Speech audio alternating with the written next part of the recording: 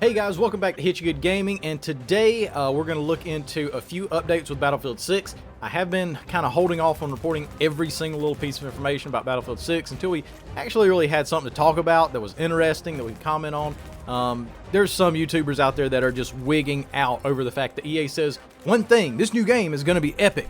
And oh my gosh, EA is finally talking about Battlefield 6 reveal, saying it's going to be epic and bigger scale, bigger than ever before. This is more news than we've ever had and just shows how close we really are to a Battlefield release trailer. Come on, man. That's not news. It's not news. It's not a leak. It's not breaking. That's just creating videos for the sake of creating videos. Now, obviously, it's working for some creators, so, I can't really throw any shade at that. But if you do want some level-headed content and coverage of Battlefield 6, just make sure to subscribe and hit that notification bell to keep up with your favorite all-American freedom-loving gamer. Now, let's get started. Now, not everyone saw Tom Henderson's stream from the 29th, and there was a little bit to dig into, so I thought I'd rewatch it and pick out some of the highlights for you. Now, of course, as Tom also tells us, this stuff has not been confirmed by DICE or EA. We don't have anything official, and it should be treated as such. You may have seen, a recent video from Flakfire talking about the damage that some of these quote-unquote leaks or rumors can do to the game. So if the trailer hits and it's not what you expected, it's not DICE's fault. It's not EA's fault. Believe me, there's going to be plenty of time to blame DICE for things that are actually within their control. So keep your powder dry for now. Realize these are all rumors, and if something is not implemented in the game on day one, it's not EA's fault. It's not DICE's fault. It was just a rumor. So anyways, Tom did touch on a few things that I'm really interested in. Tom predicted the trailer to be dropping sometime between the 4th and the 7th in May, as many have. That's right before the investors call. They do need something to showcase to the board, and the response to the trailer is just what they'll be touting during that call.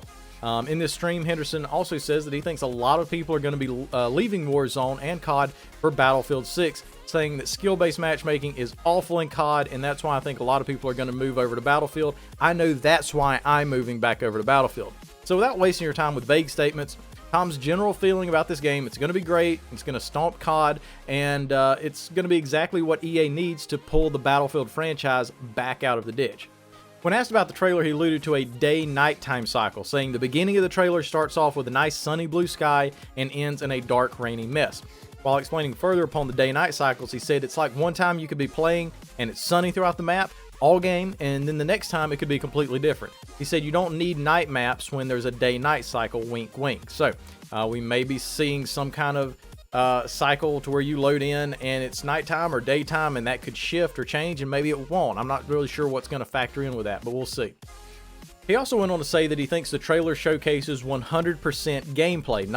It's not this over the top graphics. It is 100% gameplay. It's just filmed in a cinematic fashion. So there's no first-person views except for that one shot from the cockpit of a helicopter, and the rest is cinematic. The graphics are said to be nearly indistinguishable to reality, which, let's be honest, we've heard that about a lot of games that we've been hyped up for, and even believed that after they came out. But however, we can't expect Battlefield 6 to deliver considerably higher detailed graphics and a more immersive world, because it's not going to be available on last-gen consoles. Now, some have been saying that this is a huge detriment to the game, considering the loss of players across the community who still can't afford or even find a brand new game next-gen console. But on the other hand, USA Specialist had a good point in one of his videos, saying that this will put Battlefield in a better position than COD in the long run, considering that Battlefield's not going to be weighed down by the lack of performance or a ceiling from those last-gen consoles, which I think he might have a good point on that. COD is going to be routinely having to dumb down their games to make sure that they work on the more dated technology, while Battlefield has a lot more breathing room for higher player counts, better graphics, everything.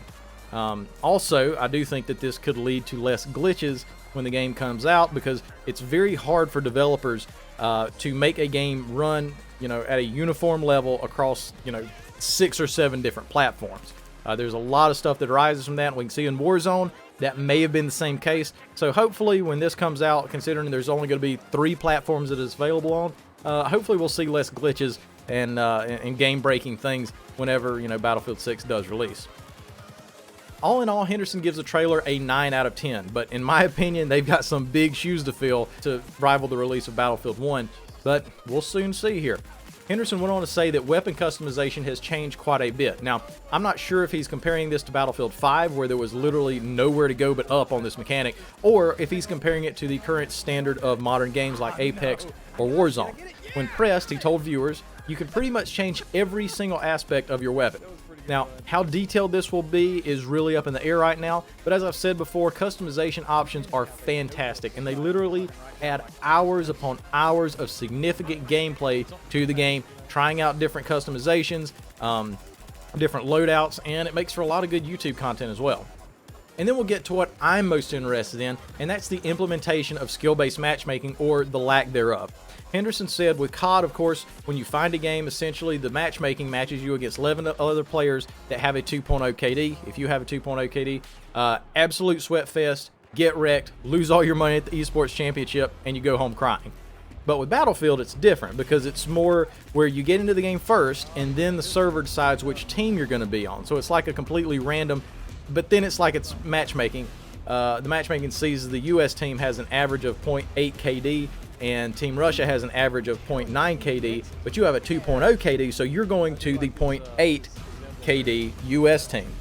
Now, if this is true, this makes me extremely, extremely happy. This is the whole reason I left Warzone, and it's because I kept getting punished for improving my skills, which is BS. You should be rewarded for playing longer. You should be rewarded for doing better. You shouldn't be punished for that.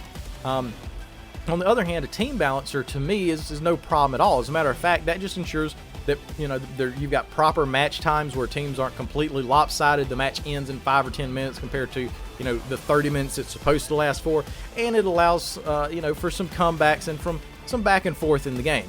That's fine. So out of all the assumptions, predictions, or ideas that, you know, whatever you want to call it from Tom, I truly hope that this stands as accurate, and I can't wait to jump into a modern game that just lets you play against other players and not some made-up matchmaking system. I truly pray this is true, but we'll have to see, and hopefully some dedicated content creators will go through the process of testing this system. And Tom also dropped hints of some random stuff, so we'll go through a couple of real quick things. The gadget that he says he's looking forward to the most is the robot dogs, of which have multiple different variants, including one for assault, but the one to be shown in the trailer will be for support. He also doesn't expect private servers to be available on day one. Hopefully they will implement that later on. But he does expect some of the old classic Battlefield maps to be remastered, as do I, and get put back into the game, especially Metro. I mean, they've done Metro on a number of different Battlefield games, so I do expect Metro especially. He said customizations will largely be militaristic and tactical. We're not going to have people running around with bright pink guns that are glowing and nothing too flamboyant like that. There's not going to be any jetpacks in the game, although he does think that the recon kit may have a wingsuit of some sort. Or you may get that across the board for the Battle Royale for jumping out of the plane, which he said it may drop mid next year, but he was kind of vague on those details. He also said Battlefield, and I hope this is true, are getting away from the gender options. Now, you can still choose if you're male or female, but he said with all the armor and helmets, it doesn't matter if you're male or female. You can't really tell.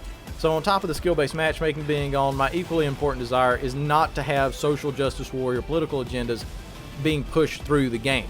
I work in politics. I want to come to a game where I don't have to deal with politics being shoved in my face all the time. Just make a great game with great characters, and we can identify with it, and we'll love it. We really will, with promise.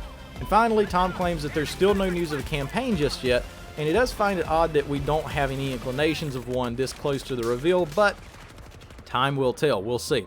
So, leave me a comment below and tell me what you think of Tom's predictions, which ones you think are true, which ones you think are false, and which aspects are most important to you about Battlefield 6. Can't wait to see the reveal, and it's going to happen soon, I believe, so make sure to hit that subscribe button, hit the notification bell, and drop a like to keep up with my coverage of the reveal next week. Y'all have a blessed one. Hit you good out.